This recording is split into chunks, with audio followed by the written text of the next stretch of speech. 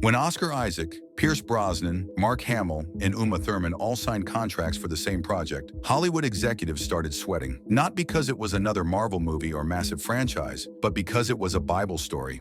An animated biblical epic just dropped, and it's designed to reach every audience imaginable, from kids to grandparents, believers to skeptics. And when you've got people like Oscar Isaac playing Jesus, Pierce Brosnan as Pontius Pilate, Mark Hamill as a Roman centurion, and, last but not least, Uma Thurman as Mrs. Dickens, you know you have a hit on your hands. We're talking about King of Kings, and it's about to blow everyone's minds. Director Sung-Ho Jang knew that adapting Dickens' personal take on Jesus would need voices that could handle both the literary beauty and spiritual weight, and it seems like everyone is eager to join in.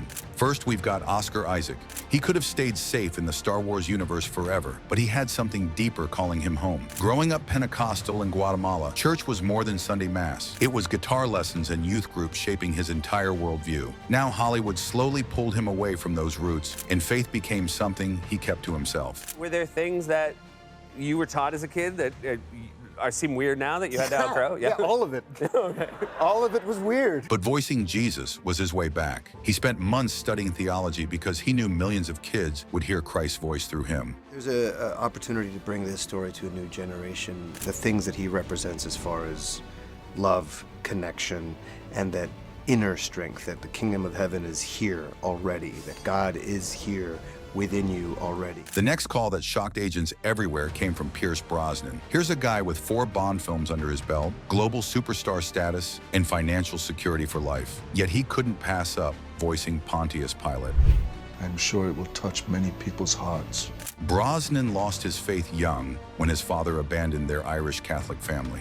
Decades of grief, including losing his first wife to cancer, and watching his daughter battle the same disease left him questioning pretty much everything. There was a certain loss, a certain adriftness within my own heart and life, and where I was going and what I was doing and how I was going to carry on. But then this project comes along, telling the story of Jesus in a way that's never been told before. And what you know, it's exactly what Brosnan needed to be part of. When I read the script, I was totally enamored by it. I loved reading it, the rendition of it.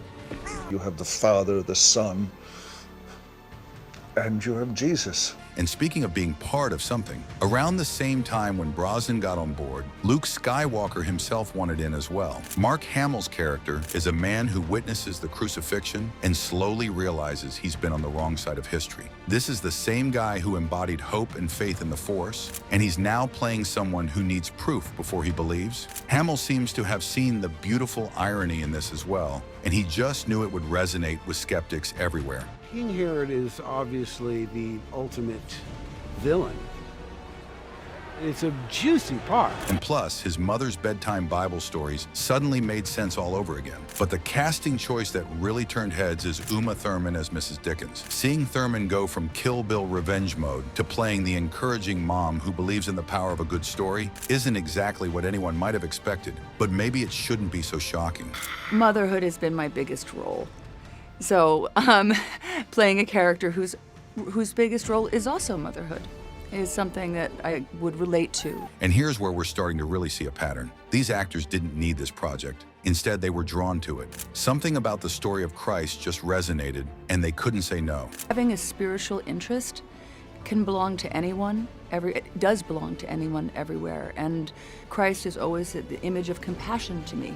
But King of Kings is only the newest addition to a long line of movies praising God. Hard to believe, but actors and directors have been quietly wanting to make these films for years. Jennifer Garner was at the peak of her fame when she read the script for Miracles from Heaven. She could have picked any big-budget thriller, but instead she chose to play Christy Beam, a mother whose daughter falls 30 feet from a tree and is miraculously healed of a rare digestive disorder. This is based on a true story that sounds impossible until you meet the real family. Anna Beam actually fell headfirst into a hollow tree trunk and emerged hours later, not just alive, but completely cured of a condition that kept stumping doctors for years. Now Garner's choice to do this film was very personal. I grew up going to church every Sunday, and Ben and I took our kids home to West Virginia to be baptized in my family's church. And the thing about this film was it kind of encouraged me to re-engage in just participating and not just believing, but actually participating. The film didn't shy away from the medical details or the family's spiritual journey,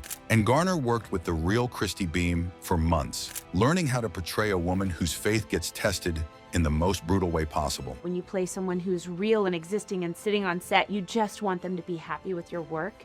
You just want them to feel honored by your portrayal. And it turns out that people are starving for stories about miracles that doctors simply can't explain. The movie made $73 million on a $12 million budget. And speaking of mysterious interventions, let's get into the next entry on this list. Two-time Oscar winner Hilary Swank could write her own ticket in Hollywood. So why did she choose to play a hairdresser from Kentucky? Because Sharon Stevens' story proves that God works through ordinary people doing extraordinary things. Just like Miracles from Heaven, this movie is also based on a true story. Sharon was a struggling hairdresser battling her own demons when she heard about the Schmidt family. Ed Schmidt's wife had died of cancer, leaving him to care for their two young daughters, one of whom desperately needed a liver transplant they couldn't afford. Sharon didn't want to just send a sympathy card and call it a day, so instead, she organized an entire community, raised hundreds of thousands of dollars, and literally saved this family from destruction, all while fighting her own battles with alcohol and personal loss. Now, Swank saw something in Sharon that reminded her of her own struggles.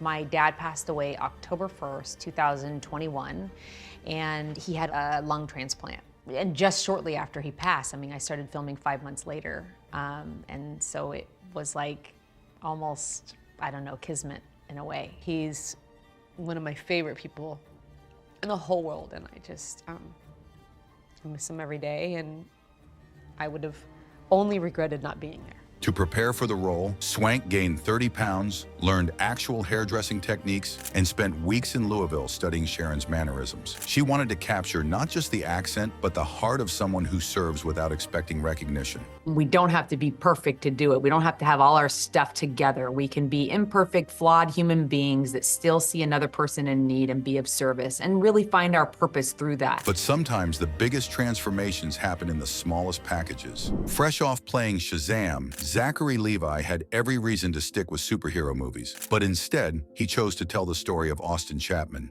a kid whose real superpower is unbreakable joy. Austin has osteogenesis imperfecta, also known as brittle bone disease. He's broken over 100 bones in his short life. He should be bitter, angry, and defeated. Yet somehow, he's the happiest kid you'll ever meet. Levi connected with this story on a deep level. He's been open about his struggles with anxiety and depression, his journey with faith, and his belief that true strength isn't found in muscle mass or magic words. My life was saved and spared by the grace of God, that I was able to find the healing that I needed. I can't stop talking about it. Playing Austin's father, Scott, meant embodying a man who chose to see miracles in everyday moments. Scott Chapman could have become bitter, watching his own son suffer as much as he does. Yet he decided to pass Austin the valuable lesson that being different isn't being less, that it's actually being chosen for something special. The film's message is pretty straightforward. What if our greatest weaknesses become our greatest strengths? What if the things that make us different are exactly what the world needs? Levi brought his own vulnerability to the role, showing a father who's learning that protection doesn't mean preventing all pain, but teaching your child how to find joy despite it. Also, fun fact, Austin Chapman himself consulted on the film, and his real-life optimism is so infectious that the entire cast and crew said working on the project changed their perspective on what truly matters. But when it comes life-changing perspectives, there's another Christian movie that stands out just as much. Jeanette tells me you're a pastor. Yes. Currently. It's a nice movie. Yeah, it looks It's really beautiful. sweet. You're tearing up. I see you getting emotional. A lot of people would say that Kelsey Grammer is the epitome of smart comedy. So when he signed on to play Pastor Chuck Smith in Jesus Revolution, people were confused. That is until they learned the real story. This film chronicles the unlikely revival that swept California in the 1970s, when a traditional pastor opened his increasingly empty church doors to hippies, surfers, and social outcasts. Basically, it's about what happens when radical grace meets a bunch of desperate hearts. Now, Grammer's personal connection runs deep. His life has been marked by unimaginable tragedy. His father was murdered when he was 13, his sister kidnapped and killed, and his half-brothers died in a diving accident. And on top of all that, he's battled addiction, depression, and loss that could have easily rendered him a broken man. But through it all, God had a way of reaching out. What's interesting is it's not that I went looking for it. It came and found me. Not perfect faith, not easy faith, but persistent faith that refuses to let go. You know, faith just keeps knocking. It just keeps knocking on the door. It keeps showing up. I was in shock at certain times that right in the middle of a sort of a reverie that was, you know, filled with grief, I would get a joyful moment, a voice, a quiet reassurance, a touch.